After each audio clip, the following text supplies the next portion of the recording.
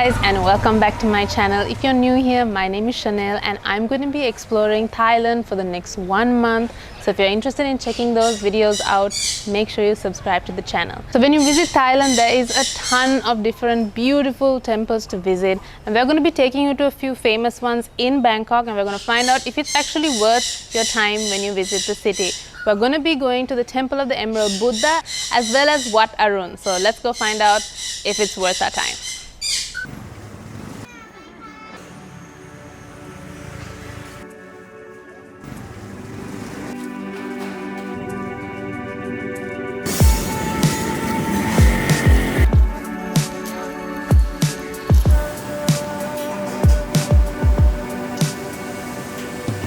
So there are a number of ways to get around Bangkok city. It's actually a very walkable city as well, but there are tons of cabs, grabs, there are tuk-tuks and trains and buses, and everything is very organized. But we've just found out recently that the river and the ferry system is a legitimate way to travel through most parts of the city, and that's because the city seems to be built around the river, and a lot of the important temples and sites and some of the malls like Icon Siam are located by the banks of the river, making it super easy. And a ticket seems to be around 30 baht per person, and you can cover quite a lot of ground through this way of traveling, and we are really starting to enjoy using the ferry as a way to get around. So if you're going to a place like the Grand Palace or Wat Arun, you can simply take a direct ferry boat to the temple itself.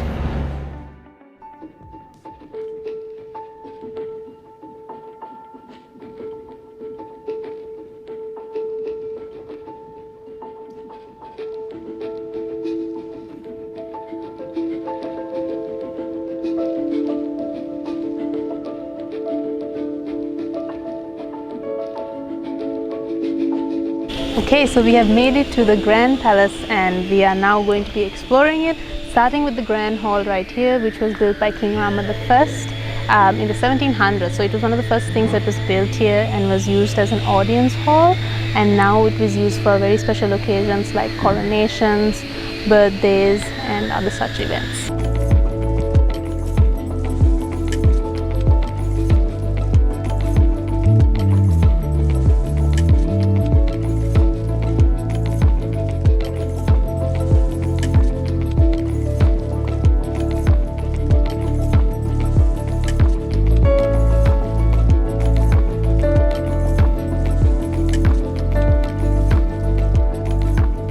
So behind me is the Temple of the Emerald Buddha. It is a very special statue for the Thai people. It was initially found in Chiang Rai and then brought over here. It's called the Emerald Buddha because it's carved out of a single block of jasper, and you can't film inside. But we went in and had a look at it, and it's actually really beautiful, and it's quite interesting because according to the 3 seasons, the king himself will come down and he will change the outfit that the Buddha is wearing. So there are 3 different costumes he wears through the seasons. Like everything else here, it is seriously so stunning, so ornate and intricate and beautiful, and it's just magnificently beautiful to look at.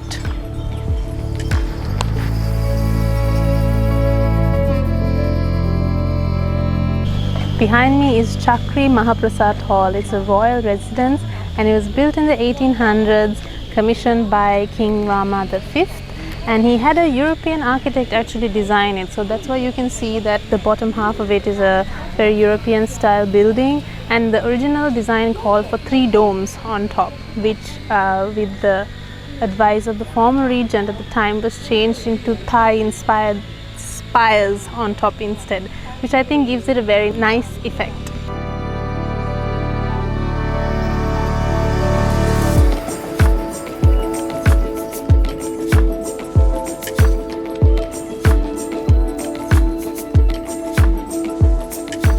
This is really interesting for me. Behind me is a picture in the gallery of the Ramakhyiyan, which is the Thai version of the Rama and Sita, the Ramayana story, which is very interesting for me, the connection between the stories between India and here, and how it got here I'm not sure, but the story is exactly the same as the Ramayana that we have back home in Sri Lanka and India. Ravana is referred to as Thosakant and Sita is Sida. That's pretty much all the difference. So it's a very cool interesting correlation, especially for anybody who's coming from the Indian sub-region, as we're all very familiar with this story.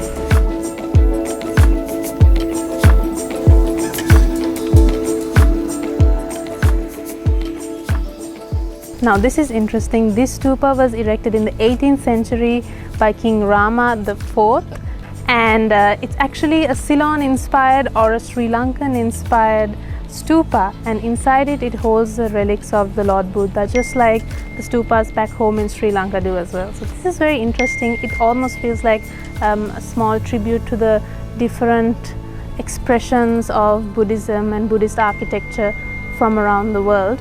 The original building was whitewashed like they are usually in Sri Lanka, but King Rama V actually had it covered in gold tiles. Okay, so that was really insightful and very beautiful. Definitely recommend it. Now we are so hungry, way past lunchtime. We haven't come across a lot of street food and budget in food catering to vegetarians, maybe because it's not the time where a lot of tourists come to Thailand. But we did come across this one place opposite the Grand Palace that had a separate vegetarian menu. So they have an omelette on rice as well as basil tofu, soft tofu. Jan's having green curry chicken, I believe. So that's how it is. Oh, okay. Spicy, soft fish sauce, the basil flavor, and of course a nice fried omelette and some lemon Lipton iced tea. Another form of transportation that you can take is the MRT, and this is actually my first time on an underground, like a subway train. Very cool, it's very exciting. The process of getting the token and the ticket was easy. It's 30 baht per person. That seems to be the standard rate throughout all public transport, and it seems very easy to get around as well.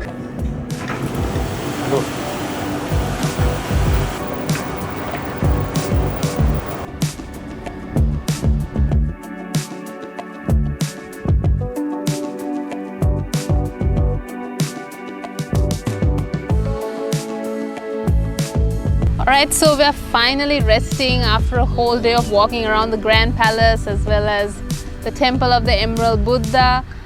If you ask me if it was worth it, I would say that it's a definite must-do when you're in Bangkok, because not only is it such an important part of the culture and you get to learn so much and get a lot of insight into the royal family and its history, but it's also so beautiful to look at. Like, I have never seen something so stunning and so intricate and just elaborate. It was really, really beautiful. I thoroughly enjoyed it, and I definitely recommend that everybody that comes to Bangkok definitely go to the Grand Palace. Right now, I'm so happy to be here. We are at Lumpini Park, finally resting our legs after a long day of walking. I don't think a lot of people know that there is so much greenery smack dab in the middle of Bangkok city. This is a 142-acre park in Bangkok. Who would have thought?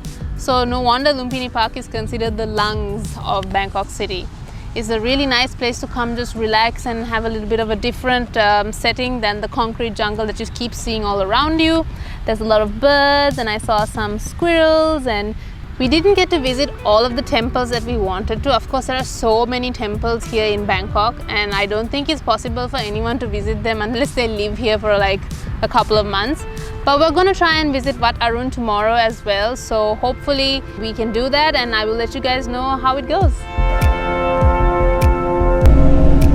So one way of traveling is by bus, and it's really simple because if you put it on Google Maps, it tells you exactly the bus number that you need to be taking.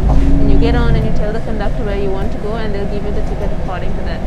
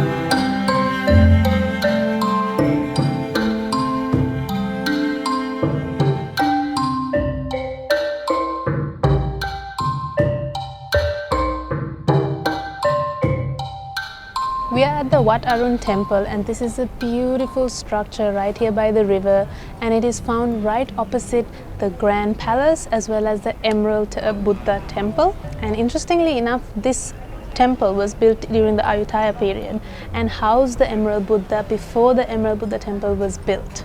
The temple complex has been enlarged upon over the years by King Rama II and III, but the main attraction remains this 79-meter tall pagoda right here, and it is so beautiful, and you can see the difference in the style of architecture. This building glistens in the sun because of these encrusted pieces of porcelain, colorful and vibrant and so intricately beautiful.